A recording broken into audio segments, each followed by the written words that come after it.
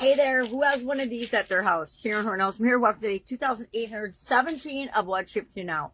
For the Be a Better You Annual Challenge, we were talking about physical health and well-being and supplements, the use of supplements. And I do a morning 3-step process, not advertising, just saying what I do, where I take a multivitamin, actually 2, and I drink a shake, a protein shake, while I'm getting ready and dolled up in the morning. Yeah, this is as dolled up as I get. And then I put a patch on my foot. I put it on my foot because one of my good friends said, because we use this dermafusion technology, and it's becoming more and more popular. I remember seeing people on cruise ships with their little patches behind their ears to prevent seasickness. We can also get nutrition and supplements and things through those patches as well. And you know, my mom had fentanyl patches for pain when she broke her tailbone, etc. So there's all kinds of things that do that. But they leave this crazy residue on you. So you get these little squares or rectangles on your body. So one of my friends is like, put it on the top of your foot. You know, almost no one sees the top of your foot, which is absolutely true. So that's why I started doing this. So that was the solution to that problem. But I do take, personally, some supplements every day. And I take my prescriptions for my sudden cardiac arrest at bedtime.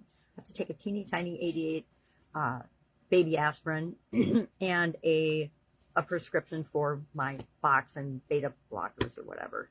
So we have to take those things that are for our health and to keep us living.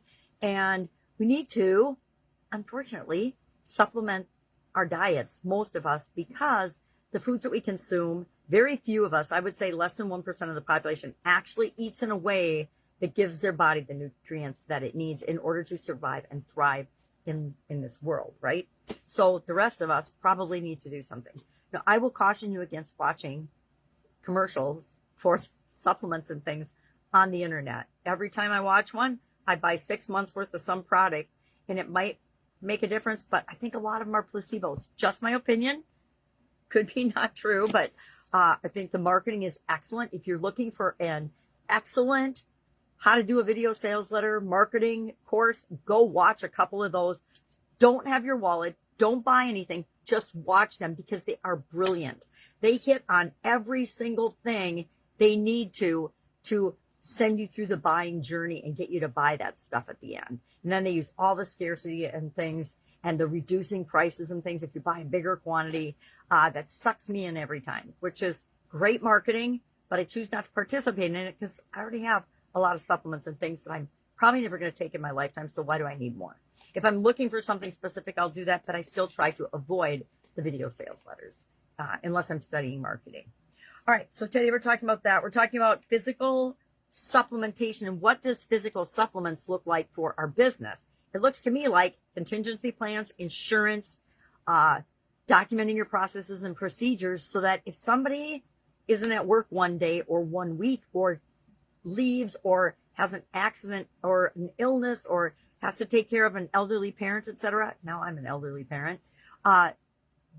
Your business doesn't miss a beat because you've got things in place to make sure that that function will still happen, right? It's one of the biggest challenges, I think, as we're growing and building and supersizing our business is to remember to document the processes and what everybody does. And some people information used to be really hoarded in corporate America when I was there.